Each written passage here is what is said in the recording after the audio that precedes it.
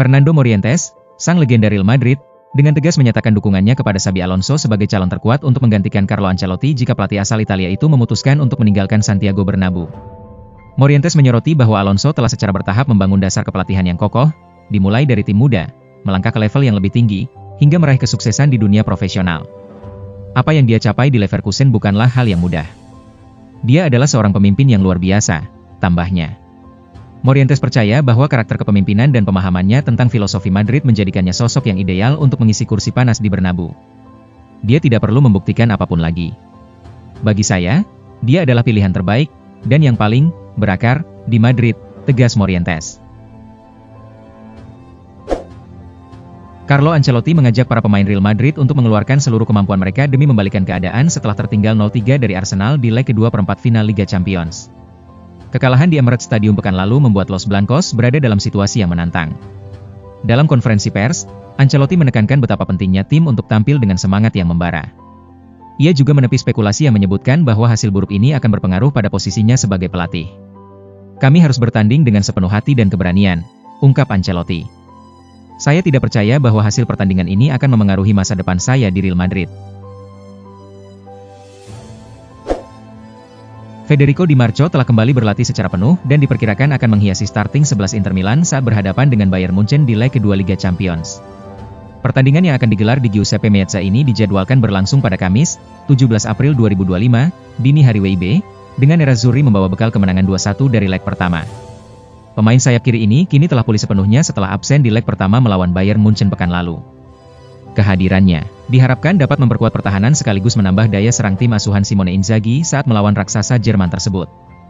Di sisi lain, beberapa pemain seperti Piotr Zielinski dan Denzel Dumfries masih belum bisa tampil karena belum mengikuti latihan penuh. Namun, dengan kembalinya Di Marco, Inter tetap memiliki senjata andalan untuk menjaga keunggulan agregat mereka.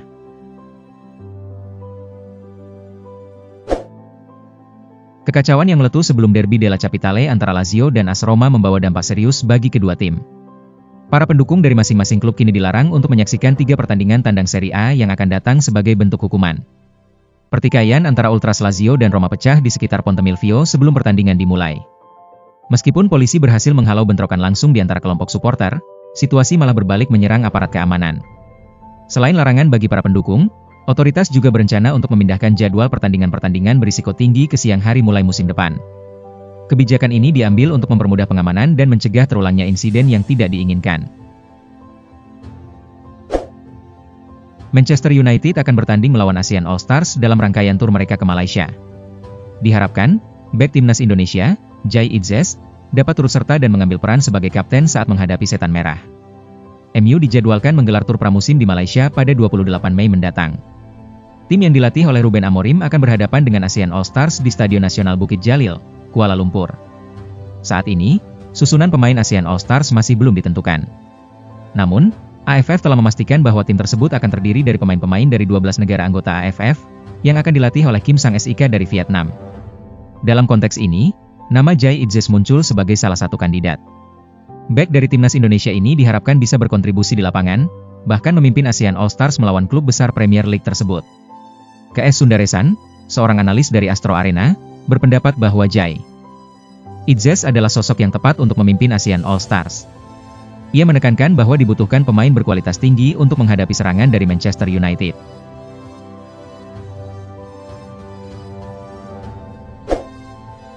Klub Premier League, Arsenal, dilaporkan memiliki minat yang serius terhadap Jules Koundé. The Gunners berencana untuk merekrut bek tersebut pada bursa transfer musim panas mendatang. Arteta sangat berambisi untuk menjadikan Koundé bagian dari skuadnya. Meskipun Koundé biasanya beroperasi sebagai bek tengah, di Barcelona ia lebih sering ditugaskan sebagai bek kanan dan menunjukkan performa yang mengesankan di posisi tersebut. Arteta percaya bahwa bek serbaguna seperti Koundé akan sangat bermanfaat bagi timnya. Oleh karena itu, ia ingin membawa Koundé ke Emirates Stadium musim panas ini. Namun, kabarnya klub asal Catalunya tersebut mematok harga sekitar 75 juta euro untuk sang bek, yang bisa menjadi tantangan tersendiri bagi Arsenal mengingat anggaran transfer mereka yang terbatas.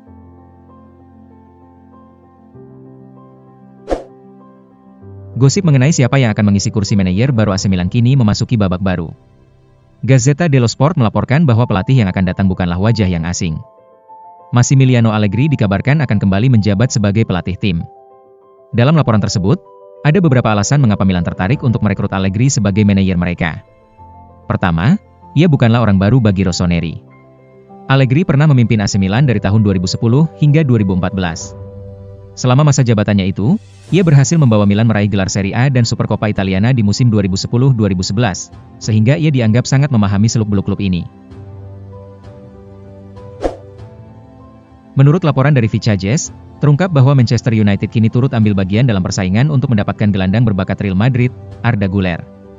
Dengan menyadari situasi yang semakin tidak menentu, Manchester United siap memanfaatkan kesempatan ini. Dalam kerangka visi jangka panjang mereka, klub ini memandang Güler, yang juga menarik perhatian Arsenal, sebagai sosok yang berpotensi berkembang di Inggris, terutama dalam tim yang bisa memberinya kebebasan untuk mengekspresikan diri.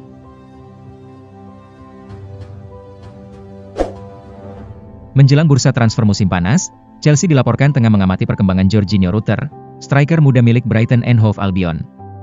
Nama Rutter kini menjadi salah satu target incaran The Blues, seperti yang diungkapkan oleh jurnalis ternama Sky Germany, Florian Plettenberg. Penampilan gemilang Rutter membuat perhatian The Blues semakin tertuju padanya. Menurut Florian Plettenberg, klub asal London Barat ini secara intensif memantau kemajuan sang pemain, terutama dengan rencana perombakan skuad untuk musim 2025-26 yang sudah mulai dipersiapkan. Tottenham dilaporkan telah menargetkan Andoni Iraola sebagai pilihan utama untuk menggantikan Ange Postecoglou jika pelatih asal Australia itu memutuskan untuk pergi di akhir musim. Namun, manajer Bournemouth tersebut menunjukkan kesetiaannya dengan bertekad untuk tetap bersama The Cherries dan menolak tawaran pindah ke London Utara pada musim panas mendatang. Menurut kabar terbaru dari The Telegraph, Tottenham mengincar Andoni Iraola, pelatih Bournemouth, sebagai sosok yang tepat untuk mengisi posisi Ange Postecoglou jika ia meninggalkan klub. Meski demikian, Iraola, yang berusia 42 tahun dan berasal dari Spanyol, siap untuk melanjutkan perjalanan bersama Bournemouth setelah musim ini berakhir. Serhou Guirassy menciptakan sejarah dengan mencetak hat-trick saat Borussia Dortmund mengalahkan Barcelona 3-1 di Liga Champions. Dengan hat-trick ini, Guirassy menjadi pemain asal Afrika pertama yang berhasil menyerangkan 3 gol dalam satu pertandingan di perempat final atau lebih jauh dalam kompetisi bergengsi ini. Gol-golnya di musim ini kini mencapai total 13. Menjadikannya sebagai pencetak gol terbanyak dari benua Afrika dalam satu musim.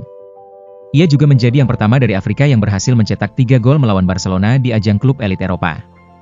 Pemain berusia 29 tahun ini telah menunjukkan performa yang mengesankan untuk Dortmund sejak pindah dari Stuttgart, dengan catatan 28 gol dalam 29 pertandingan.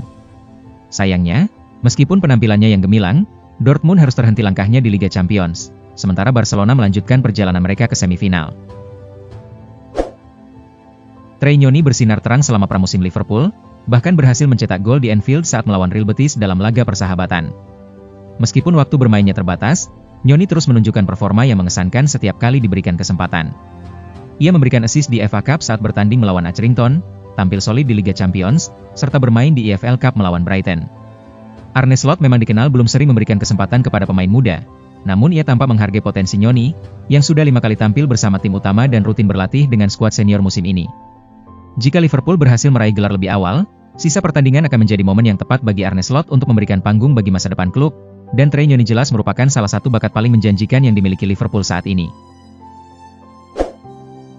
Dua raksasa Premier League, Manchester United dan Arsenal, sedang terlibat dalam persaingan sengit di bursa transfer untuk merekrut kiper muda berbakat dari La Liga, Joan Garcia. Kiper berusia 23 tahun yang membela Espanyol ini kini menjadi incaran Manchester United, yang tengah mencari pengganti Andre Onana akibat penampilannya yang kurang stabil. Meskipun negosiasi sebelumnya tidak membuahkan hasil, ketertarikan Arsenal tetap kuat. Bahkan, laporan dari Football Transfers mengungkapkan bahwa Arsenal dan Garcia telah mencapai kesepakatan secara pribadi. Awalnya, Espanyol menegaskan bahwa mereka hanya akan melepas Garcia jika ada klub yang bersedia membayar klausul rilisnya senilai 570 miliar rupiah. Namun, belakangan ini, klub asal Katalan tersebut mulai menunjukkan sikap lebih fleksibel dan bersedia mempertimbangkan tawaran yang lebih rendah. Desas-desus mengenai ketertarikan Manchester United terhadap Antoine Semenyo tampaknya bukan sekadar omong kosong belaka. Ruben Amorim dilaporkan sangat terpesona oleh penyerang Bournemouth tersebut. Kehebatan winger ini kabarnya telah menarik perhatian MU untuk merekrutnya. Setan Merah dilaporkan berencana untuk membawanya ke Old Trafford pada musim panas mendatang. Namun, sumber yang sama mengindikasikan bahwa transfer Semenyo ke MU akan menghadapi banyak rintangan. Bournemouth menetapkan harga yang sangat tinggi untuk winger ini. MU harus merogoh kocek setidaknya 65 juta pounds untuk mendapatkan jasanya. Angka ini dianggap terlalu mahal bagi MU, sehingga peluang untuk merealisasikan transfer ini tampak sangat tipis. Ada kabar baru yang beredar mengenai masa depan Luis Diaz. Berdasarkan laporan dari Vichajes, ada kemungkinan besar Diaz akan berlabuh ke Arab Saudi, di mana ia kini menjadi incaran transfer Al Nassr. Laporan tersebut menyebutkan bahwa Al Nassr sangat antusias untuk merekrut Diaz dari Liverpool. Klub raksasa di Saudi Pro League ini sedang mencari penyerang baru untuk memperkuat lini serang mereka, terutama menjelang berakhirnya kontrak Cristiano Ronaldo di musim panas mendatang. Dengan kemampuannya bermain di berbagai posisi di lini serang, Diaz diyakini akan menjadi pilihan yang sangat menarik bagi Al Nassr.